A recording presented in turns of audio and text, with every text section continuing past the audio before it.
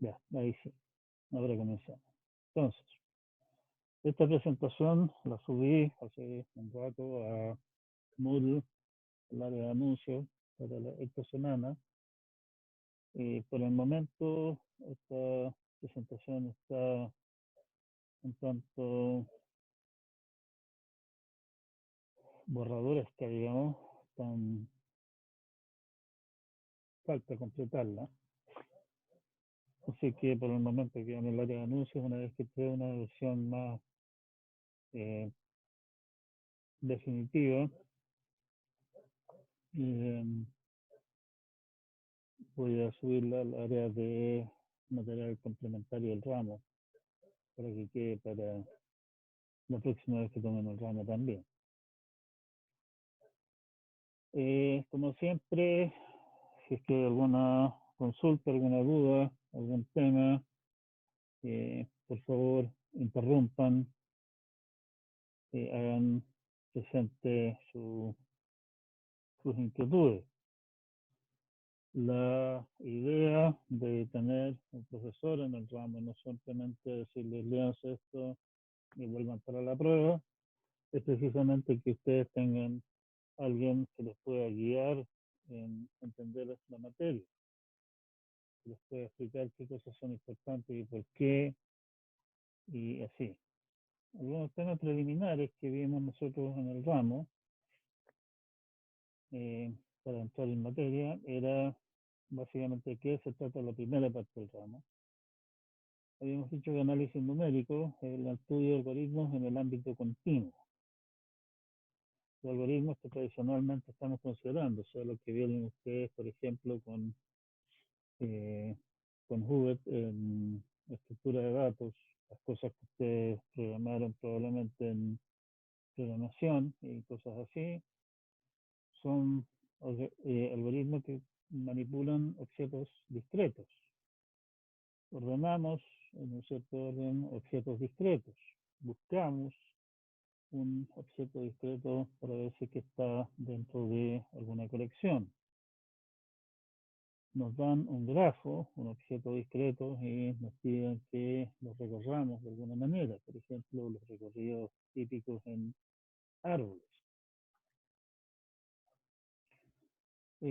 Lo que ustedes vieron en general en matemáticas hasta el momento han sido temas que tienen que ver con cosas continuas. Estamos hablando de derivadas, integrales, resolver ecuaciones en los números reales o tal vez en los números complejos, calcular algunas funciones utilizando, por ejemplo, series o cosas así, han sido temas que ustedes han visto en los ramos de matemáticas. Pero ahí han estado mirando el asunto más que nada desde un punto de vista, podríamos decir, teórico, no desde el punto de vista de hay que meter las manos y obtener resultados numéricos. Análisis numérico es precisamente el tema de algoritmos en el ámbito continuo. O sea, básicamente cálculo, pero en el computador. Interesan exactamente las mismas operaciones que tanto fascinan a los profesores de cálculo y interesan por las mismas razones por las que los fascinan a ellos. En realidad son importantes porque son operaciones que son relevantes en toda suerte de aplicaciones. En ingeniería, en general, hay que estar haciendo esta clase de cosas. ¿Sí? ¿Qué cosa les interesa? Es calcular el valor de función. Para nosotros, ir y decir, deme el valor de, qué sé yo, el seno del ángulo X, o calcule la exponencial de esto, o deme el logaritmo, está básicamente al alcance de la mano. O sea, es cosa de agarrar la calculadora y pedir el número del caso. De acuerdo, pero alguien tiene que haberse dado el trabajo de encontrar técnicas eficientes para encontrar esos valores. Esos valores no vienen dados. No son valores que uno pueda calcular como, por ejemplo, calcula 2 más 2. Hay toda un área de diversas técnicas para hacer ese tipo de cosas. Por ejemplo, algunas de las técnicas que ustedes ya vislumbran es utilizar, por ejemplo, series. Pero puede resultar que es más eficiente calcular el valor de la función utilizando alguna otra técnica que no sea una serie de potencia. Nos interesa resolver ecuaciones con el mismo tipo de cosas con las que ustedes los han estado maltratando desde el colegio. Tenemos una ecuación de segundo grado, queremos saber cuáles son los ceros. ¿Sí? Tenemos un polinomio de segundo grado. Tenemos una ecuación de segundo grado, queremos saber cuáles son las raíces de esa ecuación. Bueno, de la misma manera como hay ecuaciones de primero y segundo grado, hay de grados superiores, hay derechamente ecuaciones que no son algebraicas. Si alguien les pide, por ejemplo, para qué valores de x es x igual al logaritmo de x, las técnicas que vimos en el colegio para esa clase de cosas y las técnicas que vimos en la universidad, de que estamos en eso, no nos responden ese problema. Lamentablemente, los problemas reales con los que nos encontramos no tienen la decencia de terminar planteándonos ecuaciones que sepamos resolver.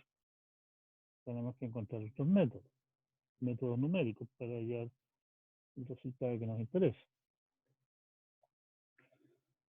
Siempre interesa encontrar el máximo, el mínimo de una ecuación. Y en el cálculo ustedes vieron que eso muchas veces se podía reducir a calcular, encontrar aquellos puntos en los cuales la derivada se anula.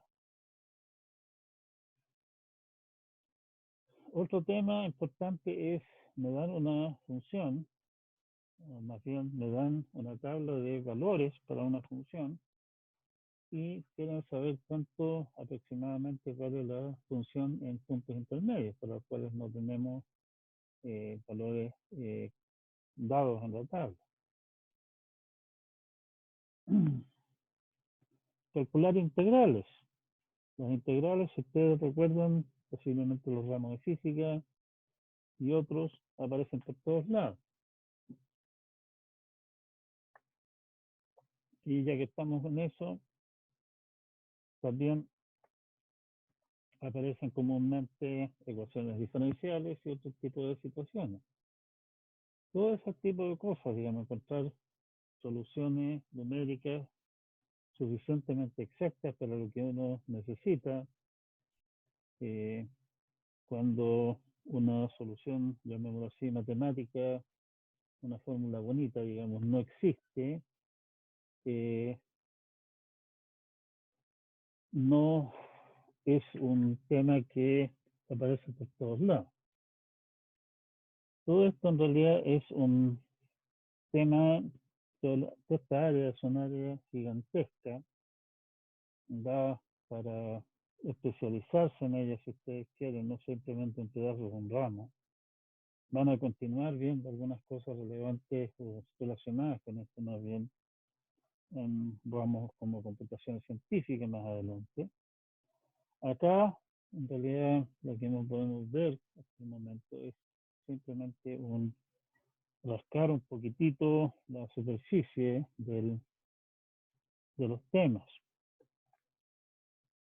Y lo que estamos haciendo acá es rascar la superficie de lo que rascamos, hacer una rápida revisión de lo visto, tratando de marcar qué cosas son las cosas importantes o más importantes y qué cosas son menos relevantes, cuáles son los puntos de mayor interés en esto.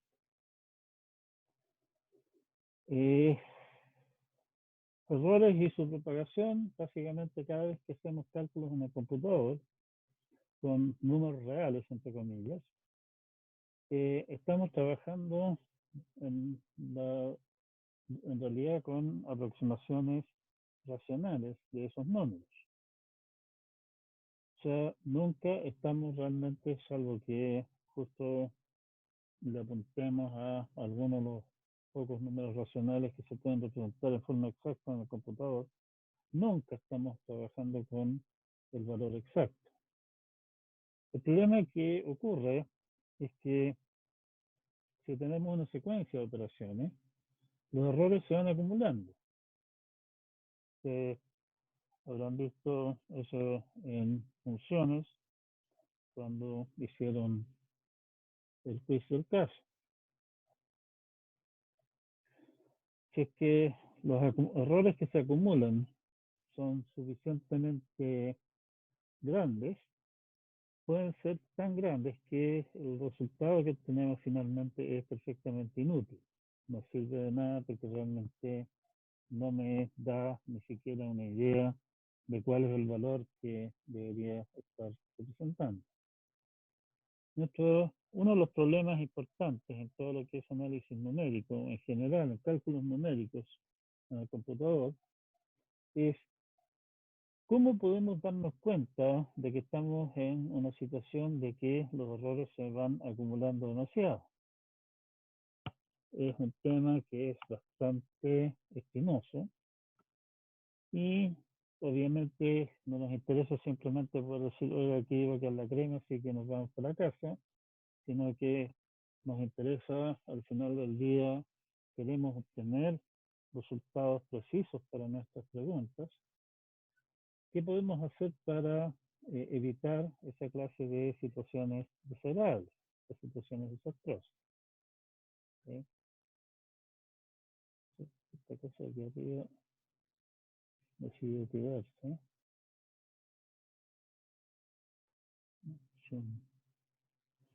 Son, son, ya, no importa.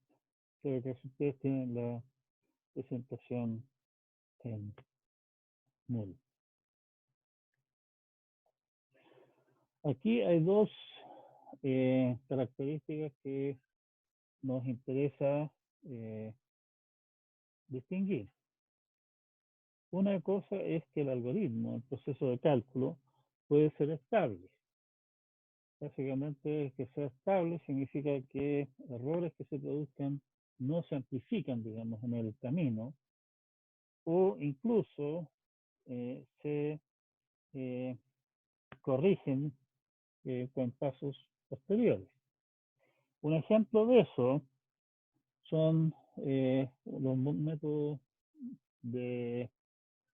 para aproximar raíces, para aproximar ceros que vimos en el semestre.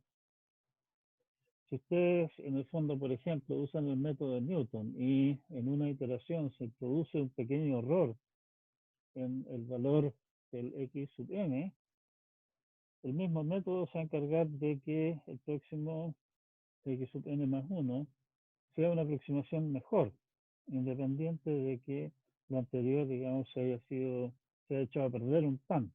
¿Sí? En ese sentido, los errores intermedios se van corrigiendo en el camino. O, caso tal vez menos deseable, pero que también se da, se producen errores, pero los errores, digamos, se mantienen dentro de un rango aceptable, no crecen en forma espantosa en el camino. Eh, eh, bueno, al revés también, obviamente puede ocurrir que nuestro algoritmo sea inestable, en el sentido de que errores intermedios se amplifican y en el peor de los casos los errores intermedios se amplifican tanto que hacen inútil el resultado final. Otro tema es una característica del problema, donde lo anterior era una característica del método de cálculo. El problema mismo puede ser tal que pequeños cambios en sus datos de entrada significan cambios grandes en los resultados. A esa clase de problemas se le llama problemas mal condicionados. Vimos un ejemplo clásico, el problema del polinomio maldito, aquel que cambiando un pelito, uno de los coeficientes, teníamos ceros que ni se parecían a los ceros del polinomio original con el que nosotros estábamos trabajando. Nuestro problema entonces es que nos pueden estar planteando un problema a resolver Cuando nos plantean un problema, resolver los datos que conocemos del problema, en general, los conocemos solamente con precisión finita. ¿Sí? Sabemos más o menos cuál es la aceleración de gravedad, pero no la conocemos con todas sus cifras. ¿Será nuestro problema tal que si es que la aceleración de gravedad es 9,8 metros por segundo cuadrado, nos da un resultado, y si calculáramos con 9,81 metros por segundo cuadrado, me da un resultado radicalmente diferente, no porque esté cometiendo errores en el camino, sino que simplemente porque el problema con ese valor distinto de la aceleración de gravedad tiene una respuesta diferente. Un problema que tiene esa clase de características se le dice que es un problema mal condicionado. Nuevamente, nos interesa reconocer esa clase de situaciones, y en caso de que el problema sea mal condicionado, tendremos que tomar precauciones especiales para conocer los datos de entrada correctos, digamos, en forma precisa, de manera de no caer en esta clase de problemas. Y obviamente eso también significa que, por lo que habíamos dicho antes, cálculo con números reales, trabajo con aproximaciones situacionales, que la aproximación que estemos utilizando sea suficientemente cercana como para realmente representar el problema. Todo un lío. Incluso si un problema es mal condicionado, hasta un algoritmo estable nos va a entregar la solución exacta para los datos de entrada que me dieron, que no necesariamente son los que importan, y por lo tanto igual puede estar totalmente fuera de pie. Estas son dos fuentes distintas de obtener resultados que son cabezas de pescado, que no sirven para mucho. No entramos en realidad particularmente en el detalle de esto. Es un área bastante extensa, requiere, ¿cómo se llama? Requiere estudiar cada tipo de problema en su mérito en forma detallada, y definitivamente nosotros no tenemos el espacio ni el tiempo para hacer esa clase de análisis detallado. Por el momento, para nosotros, básicamente, lo que importa simplemente es tener presente que esta clase de fenómenos existen y que tenemos que tener ojo con ellos, y en caso de tropezarnos con alguno de ellos, saber qué es lo que se puede hacer en términos genéricos. Obviamente en ese caso habrá que recurrir posiblemente a un experto para que me cuente qué hacer. Propagación de errores, nuevamente, que lo que pasa cuando se comete un error en algún punto y ese error se va arrastrando a través del proceso, es un arma enorme. Nuevamente nos vamos a restringir a indicar que es un problema que en general hay que considerar. En particular, si consideramos el teorema de Taylor en múltiples combinaciones, con R asterisco, el resultado exacto que a nosotros nos interesa es f de un vector x asterisco, donde, como es tradicional en física y en ingeniería, se supone que la función f es lo que llaman una función decente. O sea, típicamente eso significa que es una función que tiene infinitas derivadas continuas.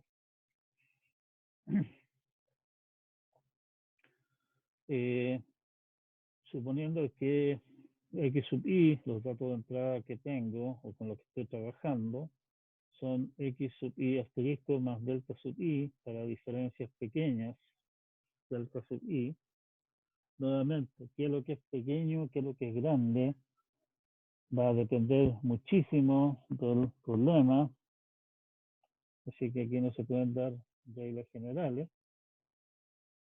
Entonces, R es f de x, y f de x, utilizando el teorema de Taylor, lo puedo expresar como f de x asterisco más las derivadas parcial con respecto a x1 en x asterisco por la diferencia correspondiente y así sucesivamente hasta xn más otros términos cruzados, donde aparece, qué sé yo, x1, x1, x1 asterisco cuadrado, términos como x1 menos x1 asterisco por x5 menos x5 asterisco, cosas así.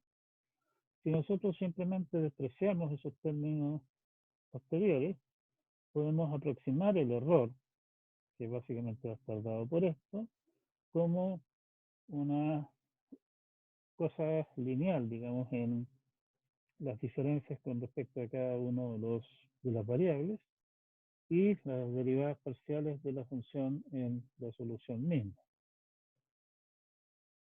¿Por qué lineal? ¿Por qué no ir hasta segundo grado o grado 5, ya que estamos planteando con eso? Bueno, trabajar con ecuaciones lineales, resolver sistemas de ecuaciones lineales, etcétera, etcétera, etcétera, es mucho más simple. ¿Sí? Si las diferencias realmente son suficientemente pequeñas, eso va a ser una aproximación razonable, suficientemente decente para poder tener una estimación de los errores que estamos cometiendo. Así que no estamos tan perdidos. Y esa fórmula nos da una estimación de qué tan sensible es el resultado a los cambios en los datos de entrada. ¿Sí? Estamos despreciando términos de orden superior, como ya había comentado. Bien, otro tema que nos acompaña, digamos, durante gran parte de lo que es la parte de análisis numérico, son efectuar estimaciones asintóticas. La idea es encontrar una aproximación simple, descripciones sencillas del error. No me sirve para nada una fórmula que me da el error de forma exacta, que es una fórmula de 3 páginas. A mí me gustaría alguna fórmula que me diga, tal vez no me dé el valor exacto, pero me diga, mire, el error anda más o menos por, qué sé yo, dos terceras partes del valor de X, alguna cosa así. ¿Sí? Para manipular esta clase de cosas y razonar con esto, herramientas son las estimaciones asintóticas y su manipulación. Eso lo usamos en varias áreas, digamos, y lo planteamos en varias veces. Hay un apéndice completo respecto de este tema que probablemente incluso valdría la pena expandirlo un poco porque hay un par de cosas que están quedando fuera de consideración, ¿no? Dan una rápida visión de qué se trata el cuento acá. Supongamos dado algún rango, x0, x1, y también es común considerar el caso de, hoy estamos interesados en valores de x grandes, o sea, mayores que algún x sub 0, que generalmente se habla de eso cerca de infinito, alrededor de infinito. Se dice que fx es O mayúscula de g de x si es que hay alguna constante, tal que, y aquí en realidad hay un montón de definiciones que varían, digamos que el valor absoluto de f es menor que c veces el valor absoluto de g. Otros exigen que las dos funciones sean siempre positivas y en cuyo caso dejan caer los valores, los signos de valor absoluto, etcétera. Sí, siempre que x pertenece al intervalo. ¿Sí? Nótese que estamos dando un intervalo. O sea, el O es válido si es en este intervalo. Así realmente uno debería decir las cosas.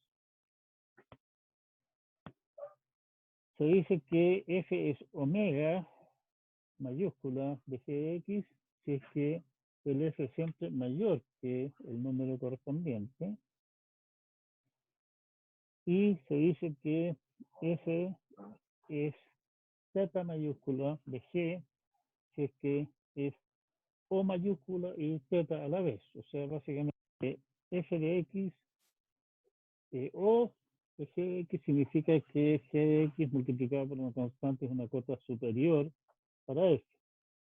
Ojo, cota superior. Por ejemplo, cuando n tiende a infinito, digamos, n es O de n a la quinta, porque alguna constante de ese n a la quinta siempre es mayor que n. En ninguna parte dice que tengo que encontrar la función g que de alguna manera sea la más ajustada. De la misma manera, el omega mayúscula significa, de manera parecida más bien, significa que la función g es un límite por abajo multiplicado por alguna constante. Nuevamente, f de x es omega de, qué sé yo, logaritmo de x cuando x tiende a infinito. X es siempre mayor que el logaritmo de x. En realidad, rápidamente, ridículamente mayor. Pero lo único que estamos pidiendo es que sea mayor que de x multiplicado por alguna constante. Ojo, esa constante puede ser microscópica. Nada dice esto acerca de la constante. O sea, estamos hablando de manera muy crudas, muy burdas de indicar más o menos para dónde va la micro con respecto a la función f. Y esa es precisamente la idea del cuento. O sea, no es como para empezar a espantarse al respecto. Precisamente lo que queremos hacer es tener una manera de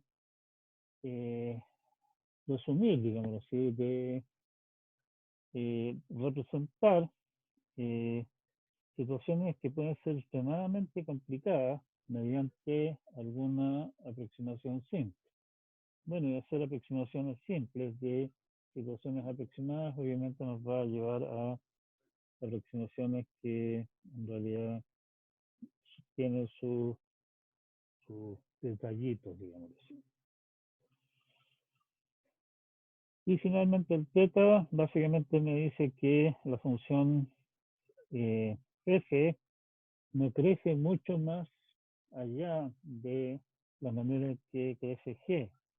Básicamente f crece en un rango que está entre la función g multiplicada por alguna constante chica que corresponde al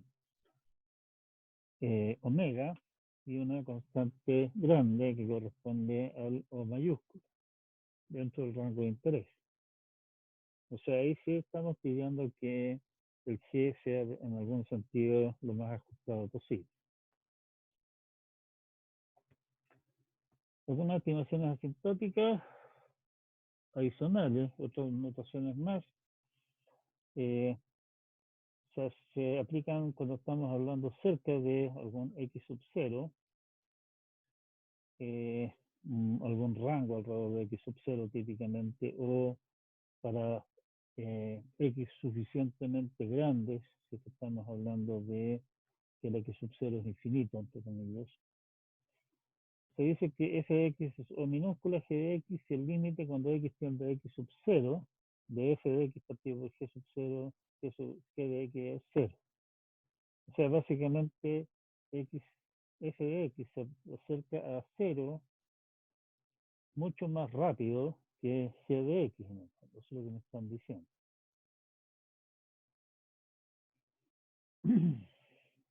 Se dice que de la misma manera f de x es omega de g de x si el límite cuando x tiende a x sub 0 de f partido por g es distinto de 0.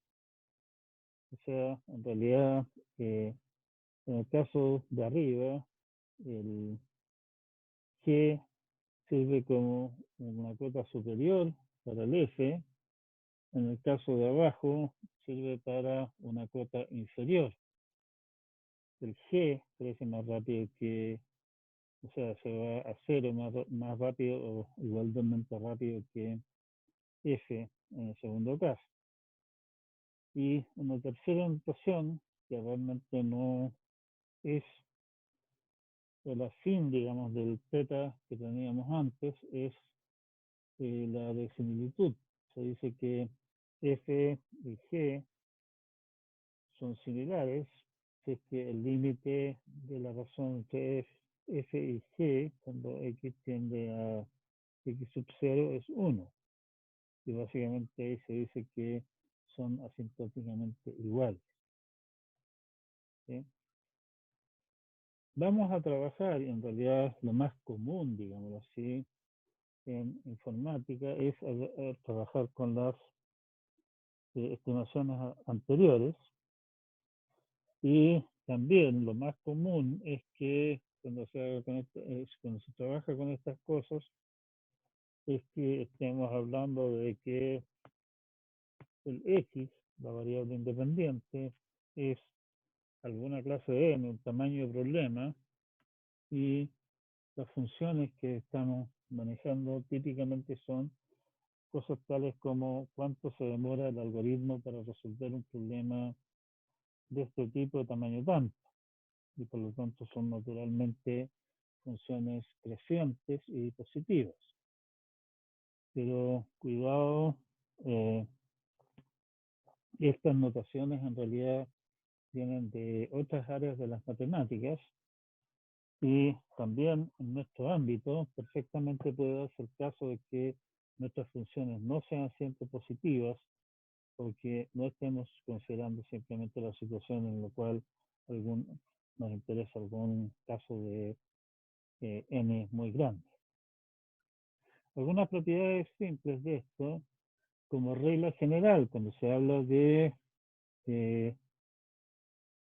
notaciones asintóticas, generalmente ir del lado izquierdo al lado derecho es descartar información. En realidad se anotan como igualdades. Hay alguna gente que esto la repugna tanto que han inventado toda clase de notaciones alternativas para esto, para no anotarlo con un signo igual, pero eso como que nunca ha podido aprender.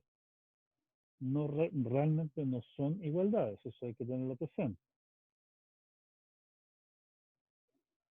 Es un ejemplo de notación que formalmente es completamente incorrecta, pero que se mantiene en parte por costumbre, en parte porque es cómoda, y si uno tiene un poquitito de cuidado con qué es lo que está escribiendo y qué es lo que está leyendo, queda claro de qué antes estamos hablando sin tener que empezar a inventar notación rara adicional que solamente ayuda a complicar las cosas.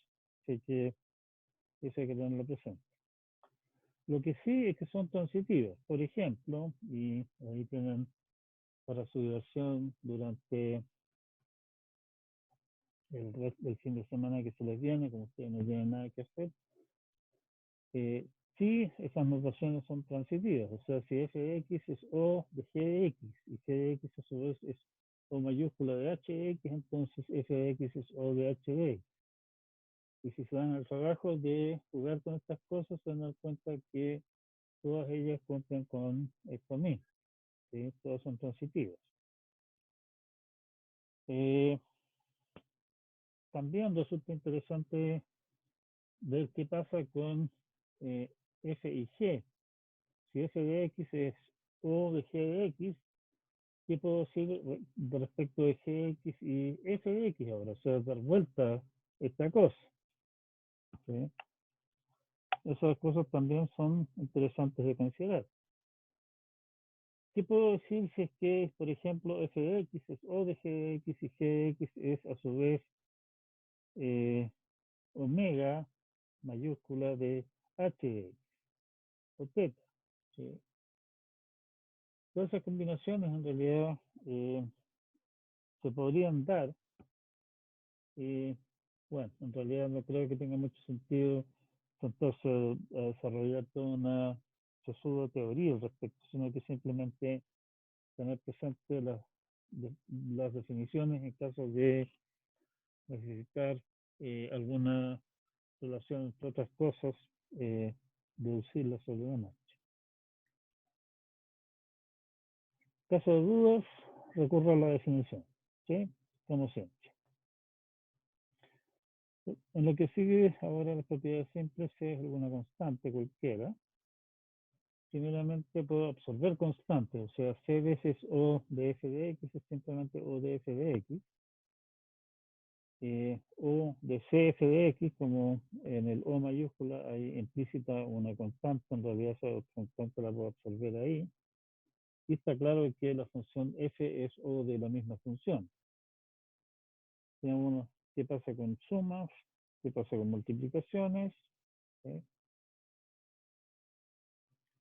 Y algunas otras cosas más que nos sirven para estimar algunas expresiones simples. Obviamente, si realmente quieren complicarse la existencia o quieren extender estas cosas, primero échenle una mirada al apunte de Hildebrand que está citado en el apunte.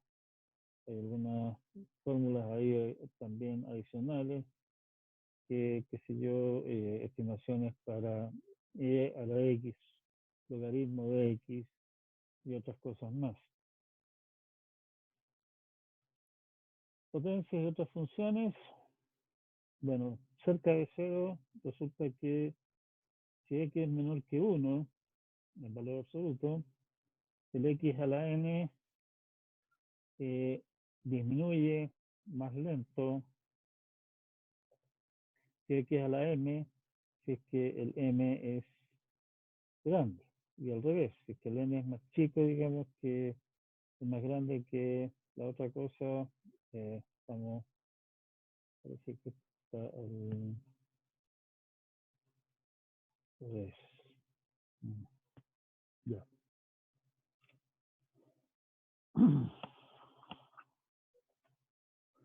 Dice la idea del profe. Tenemos que corregir esta cosa.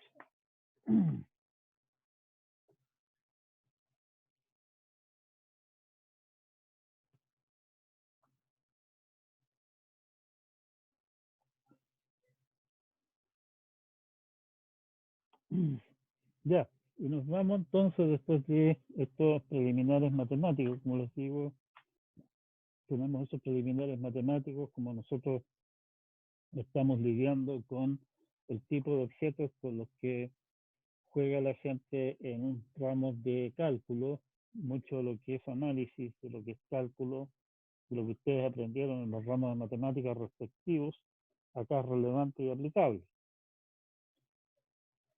Hay un par de apéndices, un apéndice sobre algunos resultados del análisis, un apéndice sobre asintóticas, que son relevantes en esta parte también. Y nos vamos entonces a nuestra primera gran tarea que queríamos enfrentar en esto, que es el problema de hallar ceros. O sea, nuestro problema es hallar x asterisco tal que f de x asterisco sea cero, donde f es alguna función marciana que me dan. ¿Qué es lo que consideraría yo un buen algoritmo para resolver este problema? Obviamente, algún algoritmo que signifique trabajar poco. Una manera de resolver este problema es simplemente empezar a probar, veamos si 0,01 funciona, no, 0,02, no, 0,03, no. Sí, es una manera de encontrar el cero, pero definitivamente no es la clase de técnica que a uno le gustaría utilizar, digamos, a mano. En general, nosotros vamos a utilizar alguna clase de método iterativo. Típicamente los métodos iterativos calculan un x sub n más 1, dado un x sub n, a través de alguna clase de función g, que ese g de alguna manera lo construyen a partir de f. Y toda la cosa parte con algún valor inicial x sub 0. Entonces nos interesa nuevamente algún método que ojalá encuentre una aproximación adecuada al x asterisco en pocas iteraciones, o sea, para un n chico, 1, pero también, ojalá, que la cantidad de P que signifique calcular el G no sea alguna cosa astronómica. Entonces, elegir G, el método que voy a usar, y cuál es el X sub 0 que voy a utilizar para hacer mi trabajo, es un proceso delicado. O sea, si elijo mal el G, puede que el método no converja, vale decir que, por ejemplo, no sé, empieza a diverger, esto nos va al infinito, puede ser que el método sí converja, pero converja muy, muy lento, o puede ser que el método simplemente falle por alguna otra razón, o sea, qué sé yo, en los cálculos en algún punto intermedio termina dividiendo por cero, haciendo alguna otra barra basada. Teniendo el método, puede ser crítico desde donde parte. La mayor parte de los métodos, eh, eh, en realidad no, creo que no lo vimos así, pero sí lo agregué al apunte hace poco. Por ejemplo, el método de Newton, se puede demostrar que para todo problema hay un entorno alrededor del cero, tal que si comienza a correr el método de Newton en ese entorno cercano del cero, va a converger a él. Claro, eso a nadie le pone a dormir tranquilo porque lo único que nos dice ese teorema es que hay un entorno. ¿Qué forma tiene ese entorno? ¿Qué tamaño tiene? ¿Qué sé yo? Ese es otro cuento. Puede ser que ese entorno sea pequeñito. Y vimos también, nos dimos una rápida vuelta en una de las clases por las cuencas de atracción del método de Newton en el ámbito complejo, y vimos que la forma de aquellos los conjuntos de puntos que desde los cuales el método converge hacia un cero particular cuando hay varios son a veces o muchas veces tal vez extremadamente complejos, ¿sí? Insisto, lo que a mí me interesa es hallar un cero particular, aproximar un cero particular. Obviamente un método que funciona maravillosamente bien y converge siempre y que, qué sé yo, todas las maravillas del mundo, pero que converge lamentablemente hacia un cero que no es el que a mí me interesa, también es un problema.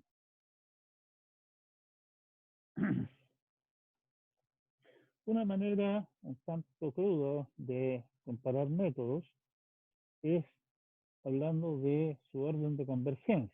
Se dice que el orden de convergencia de un método es un número p tal que el error, y aquí sí hay un error, debería ser x asterisco en vez de x sub n,